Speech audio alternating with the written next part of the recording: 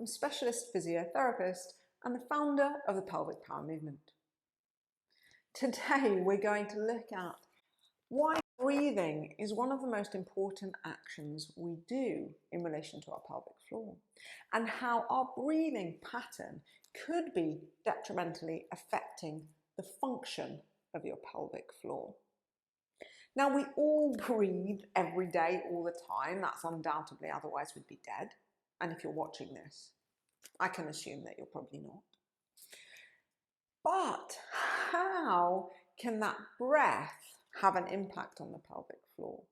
Well, it's all to do with our ribcage and our diaphragm, and whether our diaphragm is contracting and expanding sufficiently, and whether the pelvic floor and diaphragm are still talking to each other. Prior to childbirth, we usually have a great connection between the pelvis and the diaphragm. When we inhale, the pelvic floor relaxes. When we exhale, the pelvic floor contracts. Somewhere along the line, usually in childbirth, we get a disconnection here. But it's not just childbirth that causes the disconnection. It can be anxiety, stress, alignment, our job, anything that restricts the ribcage, maybe a car crash, a back injury. To restrict our ribcage in any way, to restrict our diaphragm and to restrict our back will have an impact on the pelvic floor. If we're not getting great expansion in their ribcage from a number of reasons, like a car accident or maybe a back injury, then you're not going to be having great diaphragmatic expansion and contraction, which means you won't be having great pelvic floor expansion and contraction. Similarly, when we have a baby, we've gone through 9 months of pregnancy, our ribcage opens and fixes to allow for the growth of the baby. Sometime post-childbirth, that ribcage is stuck and stiff in this position and doesn't always close naturally. This can lead to back pain, stiffness, a reduction in movement of that diaphragm, breathing diaphragm. If we suffer with asthma, allergies, shortness of breath, anxiety, we may tend to breathe much more shallowly in our upper chest. This shallow breathing will lead to a reduction in movement down at the base of our ribcage, which reduces that diaphragmatic movement. Without that good diaphragmatic expansion, we lack the pelvic floor expansion. If we think about the intra-abdominal space, so we have our abdominals here, we have our spine here, we have our breathing diaphragm here, and we have our pelvic floor diaphragm there. Each time we apply pressure down into this intra-abdominal space, we apply pressure on the pelvic floor. So if for any reason our breathing patterns aren't optimal, neither will our pelvic floor movement be optimal. So how can we reconnect the two diaphragms to ensure we have a healthy and functioning pelvic floor? Firstly, we need to make sure that we're breathing correctly. We need to make sure that we're getting expansion in our lungs, especially down at the base. So I'm going to pop these down for a second. There's a couple of tests we can do to see how we are breathing.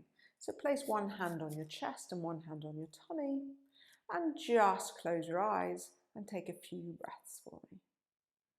Do you notice more movement at the upper part of your chest or at the lower part of your abdomen?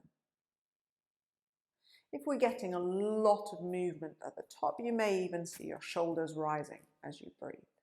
This is associated with shallow breathing, shortness of breath. Maybe if you're anxious or particularly stressed, you may find that you breathe with the upper part of your chest. Maybe you suffer with asthma or allergies. This could also be a cause. Some people are more belly breathers. They like to inflate their abdomen when they breathe. And that is great for relaxing the pelvic floor, but we want to get some nice diaphragmatic movement so we can get good contraction and expansion of that pelvic floor. If we place our hands on that lower part of our rib cage and inflate down into the base, we're going to get a nice diaphragmatic movement. When we inhale, we should feel our rib cage move apart as our lungs inhale with oxygen and air, and as we exhale, we should feel the fingers coming closer together. So a great way to start getting more oxygen and air into that pelvic floor and nourishing it is just to practice some nice diaphragmatic breathing. Place your hands gently on your lower rib cage and inhale. And can you feel your ribs, your lower ribs, pushing your hands apart?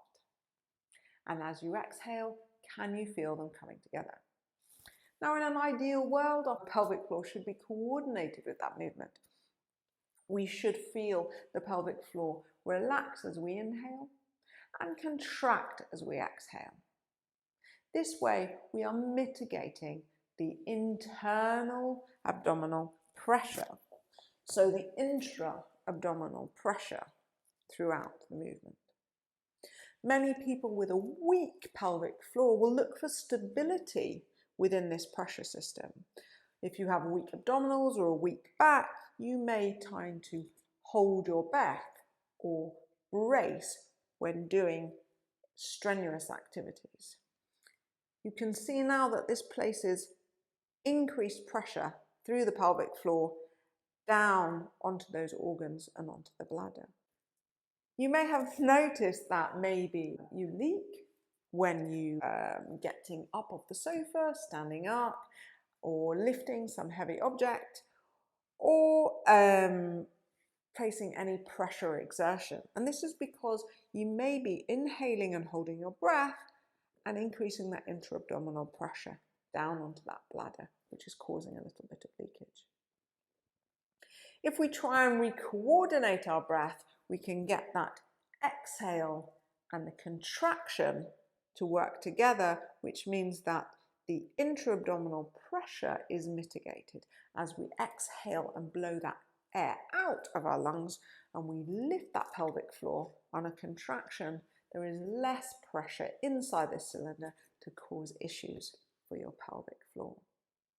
If you can imagine, we're constantly pressing and bearing down on our pelvic floor, we're going to cause some stress to the pelvic floor. We can cause some weakness and lengthening of the tissues. We can also cause some of the organs to move to areas of the least resistance. So if we're constantly lifting without support for the pelvic floor and we're using that pressure system as stability, you may find that some of the pelvic organs are going to move down into that vaginal canal because they're out of the path of pressure. There is an area of safety and they will move into those cavities. So mitigating that intra-abdominal pressure and learning to coordinate the pelvic floor squeeze with the exhale and the lift can help you to rebuild that pelvic floor and stay strong and healthy. I hope that's helped.